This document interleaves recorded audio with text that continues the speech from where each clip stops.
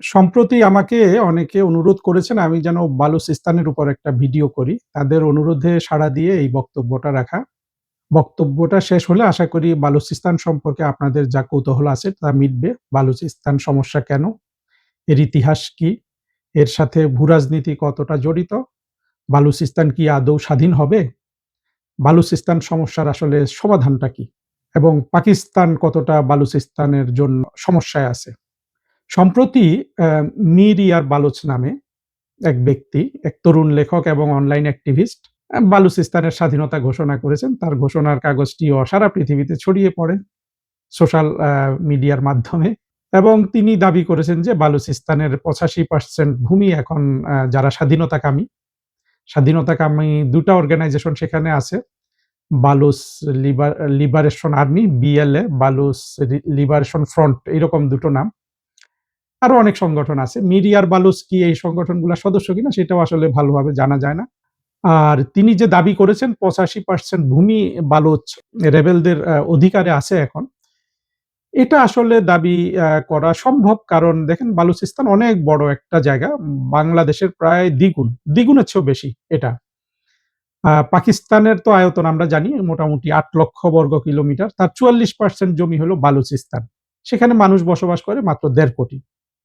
এত বড় জায়গায় ১.৫ কোটি মানুষ এবং অনেক বিরান ভূমি আছে। এই বিরান ভূমি তো যে কেউ বলতে পারে যে এটা আমাদের দখলে আছে। মানে এটার উপর আমাদের দখল আছে। রাশিয়ার কথা চিন্তা করেন। রাশিয়াতে এত জমি পড়ে আছে যেটা যে কেউ দাবি করতে পারে যে রাশিয়ার ওই জায়গাটা এখন আমাদের দখলে। মানে রাশিয়ার অভ্যন্তর থেকে কেউ যদি স্বাধীনতা ঘোষণা করে কোন ধরনের, তারা ওই জায়গায় বলতে পারে যে ওই ভূমিটা কারণ ওই ভূমিতে তো আসলে মানুষ নাই, কিছু নাই।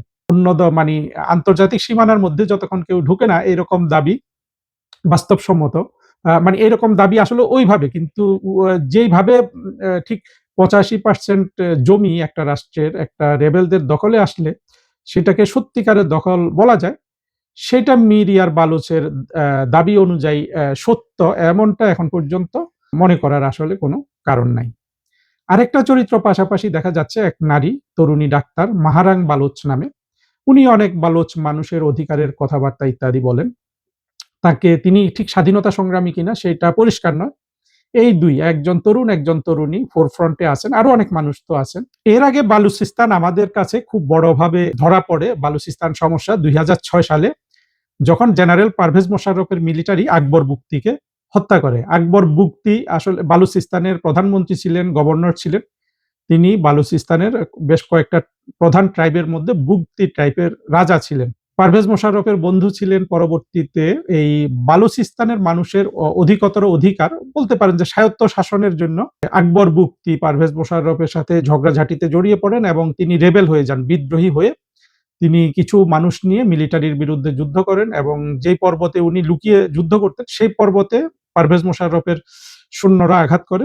গোলার আঘাতে সেই গুহা বিধ্বস্ত হয় এবং আকবর বুকতি মারা যান। এটা ছিল গত ৩০-৩৫ বছরের এই মীর ইয়ার বালুচের স্বাধীনতা ঘোষণার আগে বালুচিস্তানের সবচেয়ে বড় খবর। এবং বালুচিস্তানের মানুষ মনে করে যে পাকিস্তান তাদের অধিকার হরণ করছে। বালুচিস্তান তো অনেক বড় জায়গা। পাকিস্তান যদি ৮ লক্ষ কিলোমিটার হয়, ৩ লক্ষ কিলোমিটার হলো বালুচিস্তান এবং এইখানে জনসংখ্যা মাত্র ১.৫ কোটি। তো ১.৫ কোটি মানুষ এখন এখানে অনেক তামা, হীরা, তামা, সোনা এরকম অনেক ন্যাচারাল রিসোর্সেস খনি আছে এগুলো আমরা শুনছি। কিন্তু এগুলো এখনো পুরোপুরি ব্যবহার হচ্ছে এইটাও আমরা জানতে পারছি না। কারণ পাকিস্তানের যে টোটাল জিডিপি তার কন্ট্রিবিউশন কিন্তু বালুচিস্তান থেকে অন্তত পাকিস্তান সরকার যেটা দেখায় সেটা ৫% এরও কম। জনসংখ্যার অনুপাতে ওটা ঠিকই আছে। এত বড় বালুচিস্তান সেখানে মাত্র ১.৫ কোটি মানুষ। কিন্তু এই ১.৫ কোটি মানুষের জীবনমান পাকিস্তানের অন্যান্য এলাকা বিশেষ করে পাঞ্জাব আর সিন্ধুর মানুষের জীবনের চেয়ে তারা দরিদ্রতর।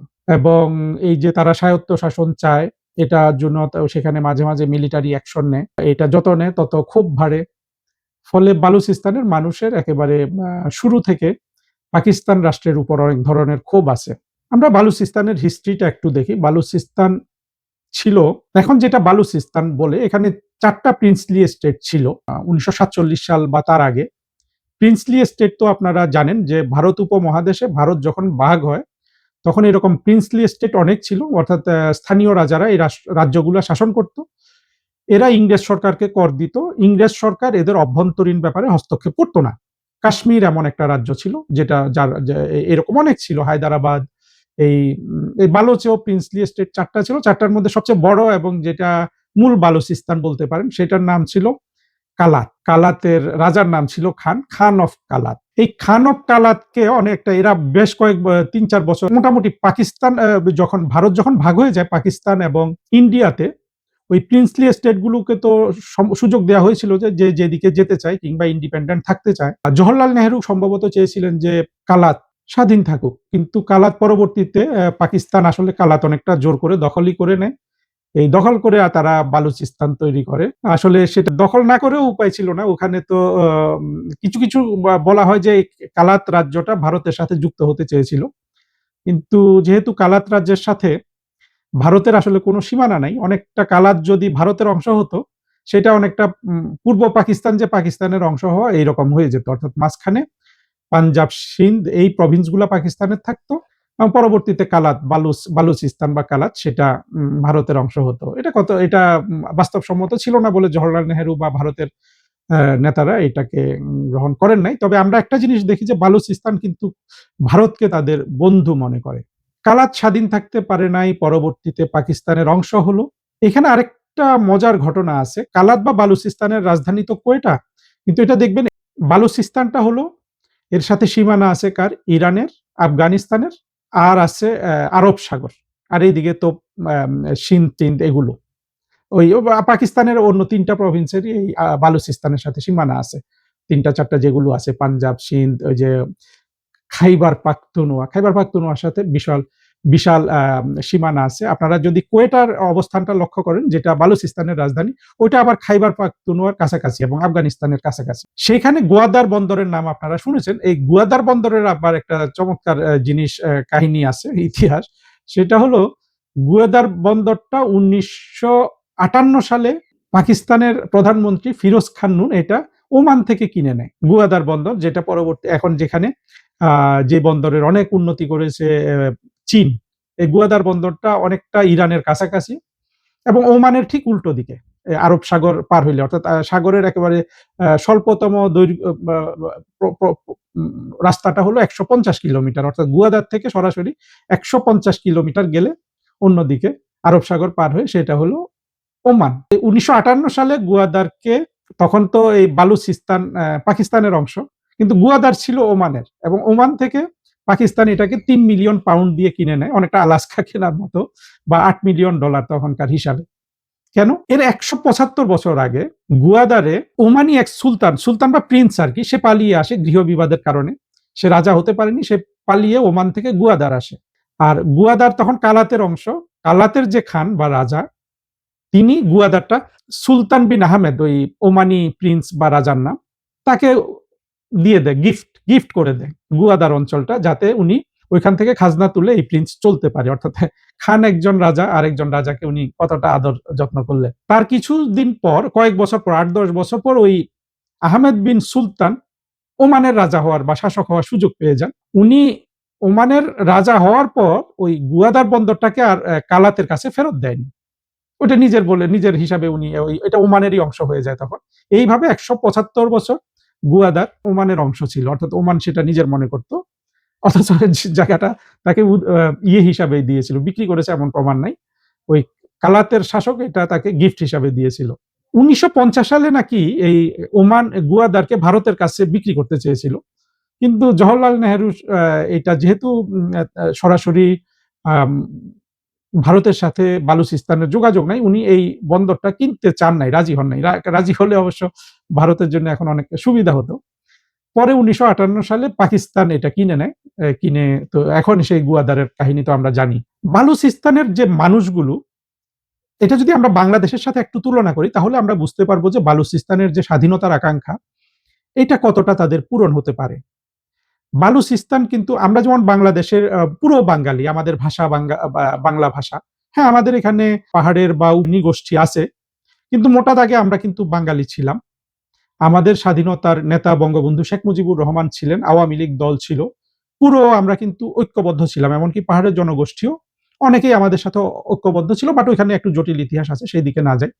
বালুচিস্তানে কিন্তু এই অবস্থাটা নাই। বালুচিস্তান অনেকগুলো ট্রাইবে বিভক্ত, ফলে বালুচিস্তানের যে স্বাধীনতা সংগ্রাম, এখানে কোনো একক নেতৃত্ব এখন পর্যন্ত গড়ে ওঠেনি। বিভিন্ন বিচ্ছিন্নতাবাদী সংগঠন গড়ে উঠেছে, যেগুলোর নাম আমি আগে প্রধান দুটো হলো Baloch liberation army, Baloch liberation front. এই যে মীর ইয়ার বালুচ যিনি স্বাধীনতা ঘোষণা দিলেন, এটা এখন পর্যন্ত কারো কাছে ক্লিয়ার না যে বালুচিস্তানের সকল মানুষের সমর্থন তার পেছনে আছে কিনা। আর বালুচিস্তানের সকল মানুষ কিন্তু স্বাধীনতা চায় না, তারা অধিকার চায়। তারা বেশিরভাগ না, অনেকেই, কত ঠিক বলা যাবে না, অনেক মানুষ কিন্তু পাকিস্তানের অধীনেই থাকতে চায়, কিন্তু তারা অধিকার চায়, মানে স্বায়ত্তশাসন চায়। স্বায়ত্তশাসনটা পাকিস্তান দিতে সাহস পায় না, যেটা তারা কিন্তু পূর্ব পাকিস্তানেও দিতে সাহস পায় নাই, বা অন্যান্য জায়গায়। পাকিস্তান যদি ভারতের মতো গণতান্ত্রিক রাষ্ট্র হতো, ভারতের দেখেন এই পশ্চিমবঙ্গ, উত্তরপ্রদেশ, এই যে রাজ্যগুলো যেভাবে স্বাধীন অনেকটা, পাকিস্তান কিন্তু ওই গণতান্ত্রিক পথে যেতে পারেনি। সেটা আমি পরের দিকে আলোচনা করব। কিন্তু বালুচিস্তানকে অনেকে বাংলাদেশের সাথে তুলনা করেন, কিন্তু আসলে বৈসাদৃশ্য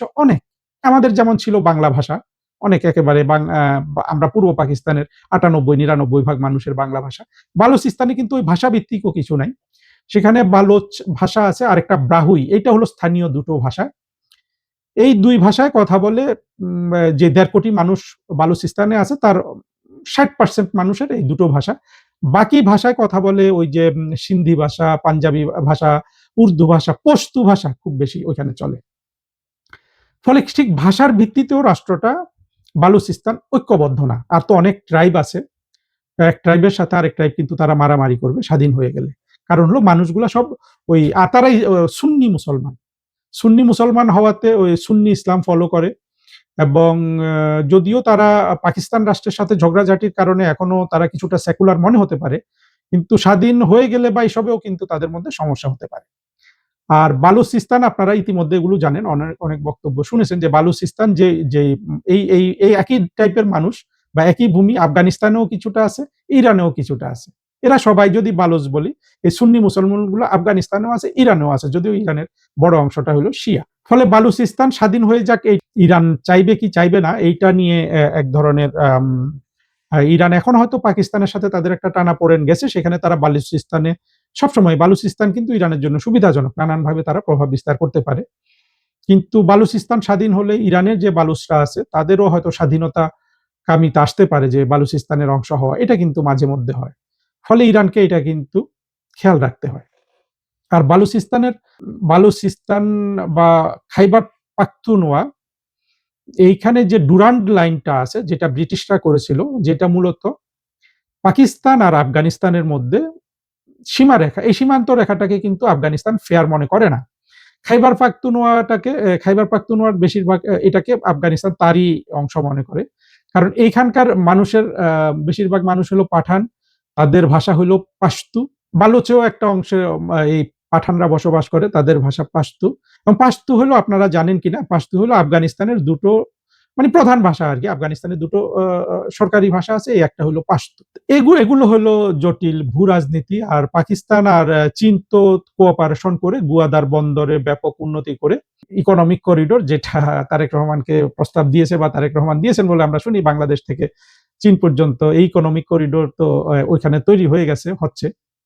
এটাকে আবার বালুচরা, তারা এটাকে ভালো চোখে দেখে না। তারা মনে করে যে চীন এখানে যা কিছু ইকোনমিক কর্মকাণ্ড করছে, এর থেকে পাকিস্তান কেন্দ্রীয় সরকার বা তারা লাভবান হচ্ছে, বালুচ মানুষের কোনো ভাগ্যের উন্নয়ন হচ্ছে না। এই বালুচের যারা স্বাধীনতাকামী, তারা কিন্তু এর আগেও দেখা গেছে যেসব চীনা মানুষ এখানে কাজ করে তাদেরকে আম আত্মঘাতী হামলা চালিয়ে খুন করেছে, এবং তারা করাচিতে চীনের যে কনসুলেট আছে সেখানেও কিন্তু হামলা করেছিল।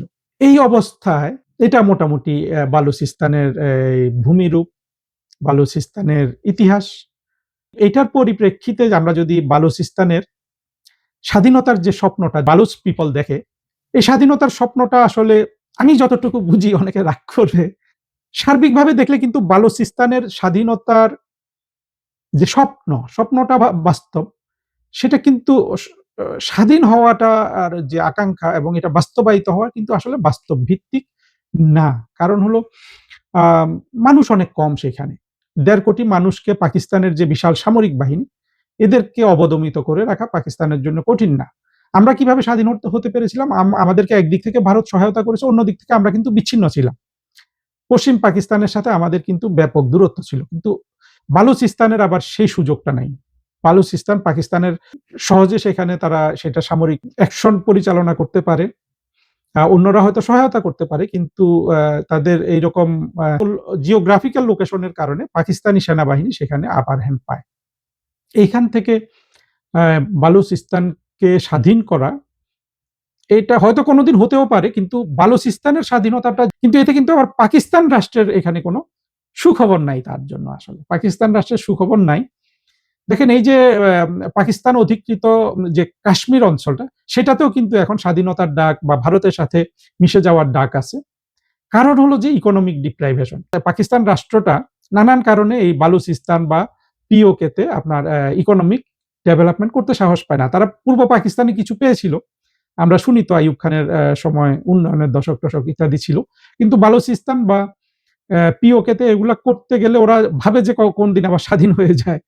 আবার উন্নয়ন না করলে আবার স্বাধীনতাকামীতা বাড়ে। এইটা একটা পাকিস্তান সরকারের জন্য একটা বড় ধরনের পাকিস্তান রাষ্ট্রের জন্য এটা বড় ধরনের একটা ডিলেমা, অর্থাৎ দোধারি তলোয়ার, এই দিকেও কাটে ওই দিকেও কাটে। আর পাকিস্তান রাষ্ট্রের তো সার্বিকভাবে কোনো টাকা পয়সা নাই আসলে সেরকম উন্নয়ন করার। এখন চীন যদি বিনিয়োগ করে সেটা আবার বালুচরা ভালো চোখে দেখছে না।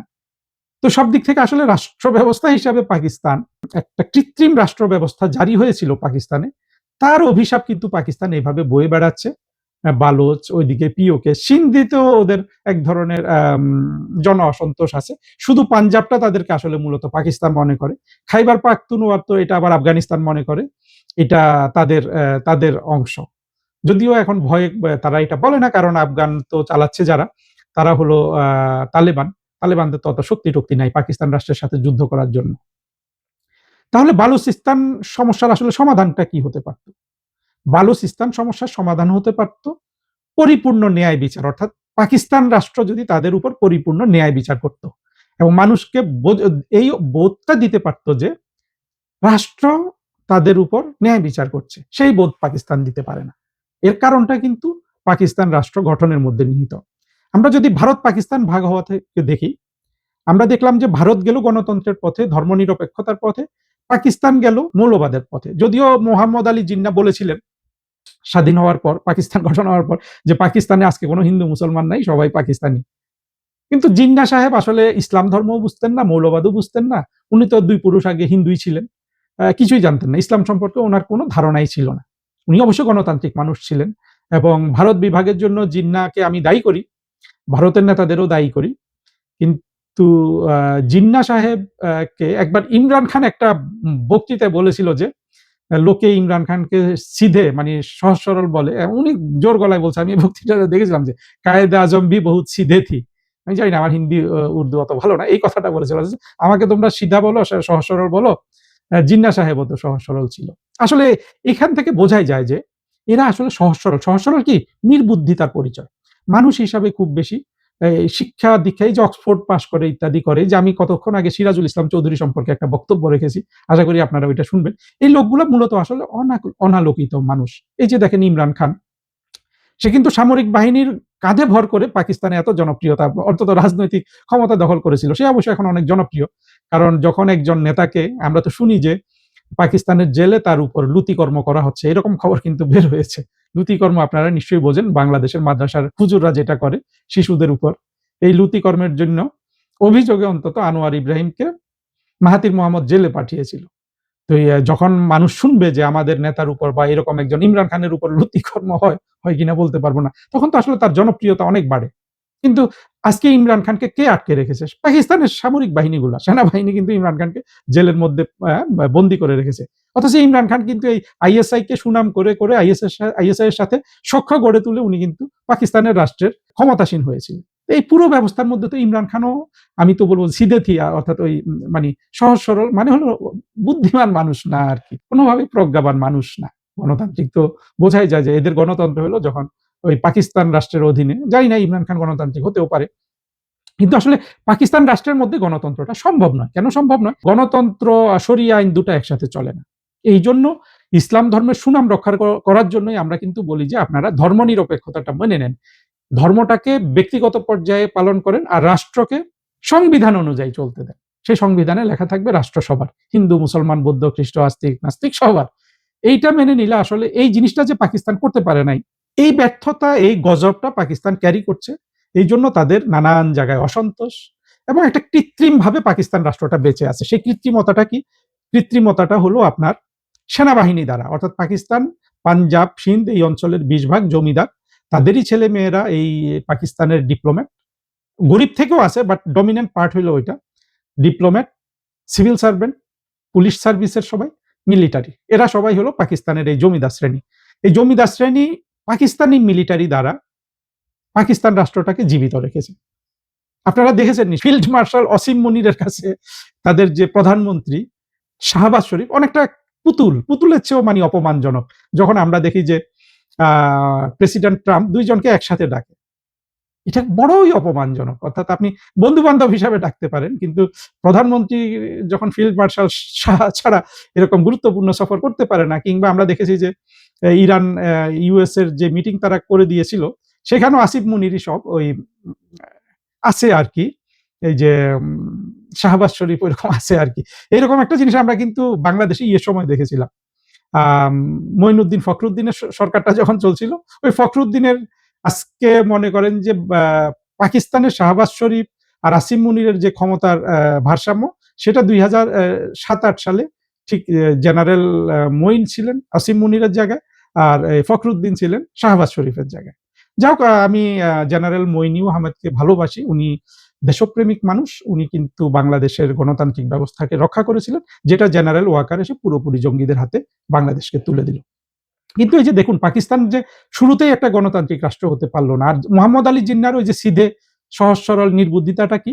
তিনি ধরতেই পারেন নাই যে তিনি একটা বিষ পান করতেছেন, পাকিস্তানকে একটা বিষ খাওয়াইতেছেন। অথচ উনি জানতেনই তার বিষটা কি। পাকিস্তান গঠন হওয়ার কিছুদিনের মধ্যে ৫৬ না কত সালে পাকিস্তানের সংবিধান আমার এখন মনে নাই, সেখানে সেটা ইসলামিক রাষ্ট্ররূপে আবির্ভূত হল। হিন্দু ঘৃণা, হিন্দু বিদ্বেষ থেকে ইসলামিক রাষ্ট্র। এই যে তখন এই ইসলামিক রাষ্ট্র রক্ষা করার জন্য হলো মিলিটারি রাষ্ট্র, এবং কত মিলিটারি কু কি হয়েছে এগুলো ইতিহাসের অংশ, আপনারা জানেন। এই যে অগণতান্ত্রিক ব্যবস্থা পাকিস্তানের, একটা গণতন্ত্রহীন রাষ্ট্র, যার কারণে এই বালুচিস্তান সমস্যা। বালুচ সমস্যা সমাধানের জন্য পাকিস্তানের জন্য বেস্ট উপায় হলো গণতান্ত্রিক পথে ফিরে আসা। গণতান্ত্রিক পথে ফিরে আসার পূর্ব শর্ত কি? ইসলামিক রাষ্ট্র ব্যবস্থা ত্যাগ করা, মিলিটারিকে রাজনৈতিক শক্তির অধীন করা। চিন্তা করেন তো, একটাও যদি করে, পাকিস্তান কিন্তু আর টিকতে পারবে না কোনোভাবে। পাকিস্তান টিকতে পারবে না কেন? এটা এমন নয় যে ভারত দখল করে ফেলছে বা সেটা না, মানে অভ্যন্তরীণ সংঘাতেই পাকিস্তান আর টিকতে পারবে না। এই যে ২০% জমিদারের স্বার্থ রক্ষার জন্য একটা রাষ্ট্র হয়ে গেল, যেটা ইসলামিক ব্যবস্থা ছাড়া, যে এখন যে ব্যবস্থাটা আছে মিলিটারি ব্যবস্থা ছাড়া আবার রক্ষা করা যাচ্ছে না। আবার এই রক্ষা করলে এই ২০% জমিদার শ্রেণীকে সাধারণ মানুষের কাতারে নেমে আসতে হবে, সেটা আবার তারা করতে পারবে না। এমন একটা বিষ পাকিস্তান খেয়েছে। এবং অগণতান্ত্রিক ব্যবস্থার কারণে পাকিস্তান রাষ্ট্র হিসাবে এত দুর্বল। আমাদের দুঃখ লাগে কি, এই দুর্বল রাষ্ট্রটি বাংলাদেশের যে জঙ্গি মৌলবাদী শ্রেণী আছে, অধ্যাপক শাহাদুজ্জামান, এরা মনে করে যে এই রাষ্ট্র সবাইকে ছাতার নিচে মানে তাদেরকে রক্ষা করতে পারবে। অথচ সে তো বালুচিস্তানই রক্ষা করতে পারে না। সে খাইবার পাখতুনওয়া, সেটা নিয়েও সমস্যা আছে। পাকিস্তানে তো একটা দুটো সমস্যা না। দেখেন এই যে তালিবান পাকিস্তানি তৈরি করেছে, পাকিস্তান, ইউএস এরা মিলে কিন্তু তালিবান, যেটা এখন আফগানিস্তানের ক্ষমতায়, সোভিয়েত ইউনিয়নকে পরাজিত করার জন্য। সেই তালিবান আবার পাকিস্তানে তৈরি হয়েছে, তেহরিকি তালিবান। ওই খাইবার পাখতুনওয়াতেই ওদের মূল ঘাঁটি। এরা এখন এরা অবশ্য স্বাধীনতা বলে না, কিন্তু এরা শরিয়া আইন চায় পাকিস্তানের জন্য। ফলে পাকিস্তান আর্মির সাথে আবার এই তেহরিকি তালিবানের কিন্তু যুদ্ধ হয়। তাদের মূল তালিবানের কাছে আশ্রয় পায় আফগানিস্তানে। সেজন্য আবার পাকিস্তানের সাথে আফগানিস্তানের যুদ্ধ হয়। আর তেহরিকি তালিবান ওরা যেহেতু মূলত পাশতু বা পাঠান, ওরা হয়তো আফগানিস্তানের সাথে এক রাষ্ট্র গঠন করার ওদের স্বপ্ন থাকতে পারে। তাহলে দেখেন, এই যে এতটা সমস্যায় পাকিস্তান এখন জর্জরিত, এই কোন জায়গায় কি ইসলামটা তার জন্য কাজ করছে? এবং সব তো মুসলমান, বালুচিস্তানের সব মুসলমান, পাঞ্জাবিরা এরা তো সবই মুসলমান। আর হিন্দু যা ছিল ওদেরকে তো মেরে ফেলেছে, ওদেরকে মানে ইয়েতে তাড়িয়ে দিয়েছে, ভারতে তাড়িয়ে দিয়েছে। আমাদের মতো বাংলাদেশে আমরা যেমন মানে 18% হিন্দু ছিল 1972 সালে, সেটা এখন 7% করে ফেলেছে। সব হিন্দু তাড়িয়ে, পাকিস্তানের বোধহয় হিন্দু এখন 2-3% আছে কিনা আমার জানা নাই, খুব কম। পুরো রাষ্ট্রটাকে মুসলমানের রাষ্ট্র বানিয়েও কিন্তু শান্তি নাই। আজকে তেহরিকি তালিবান, কালকে বালুচিস্তান, একটার পর একটা সমস্যায় জর্জরিত। এই যে সমস্যাগুলো জর্জরিত হবে পাকিস্তান, এইটা কিন্তু মৌলানা আবুল কালাম আজাদ এবং এই ধরনের মুসলিম নেতাগুলো বুঝতেন, এবং এটা মওদুদিও বুঝতো। যে আজকে জামাতের যে আধ্যাত্মিক গুরু। বুঝতো বলে মওদুদি কিন্তু ভারত বিভাগ সে কিন্তু চায় নাই। মওদুদি পরে আম যেটা হয় আরকি, বিন লাদেন ১ম এ একজন স্বাধীনতা সংগ্রামী ছিল, পরে কিন্তু আত্মঘাতী জঙ্গি। মওদুদিরও ঐরকম একটা ট্রান্সফরমেশন হয়েছে। মওদুদি নিয়ে একটা আলোচনা আমার করার ইচ্ছা আছে সুযোগ পাইলে। মওদুদি বুঝেছে, আবুল কালাম আজাদ বুঝেছে, মৌলানা আবুল কালাম আজাদ, যে পাকিস্তান এই রাষ্ট্র হিসাবে টিকতে পারবে না। টিকতে তো পারেনি, ১৯৭১ সালে ভাগ হয়ে গেছে।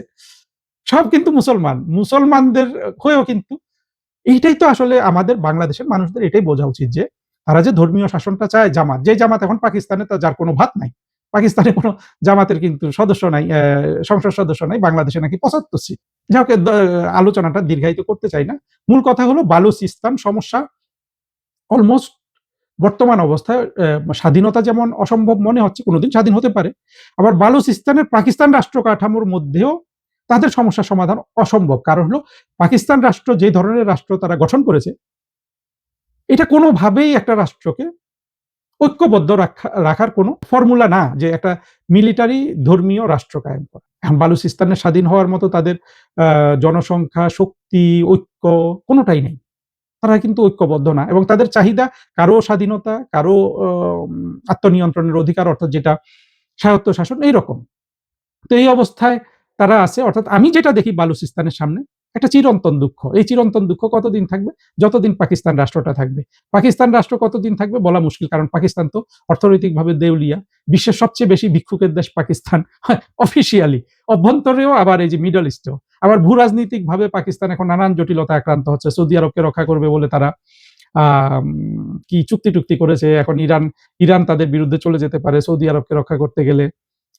এই যে ইরান-আমেরিকা যুদ্ধ।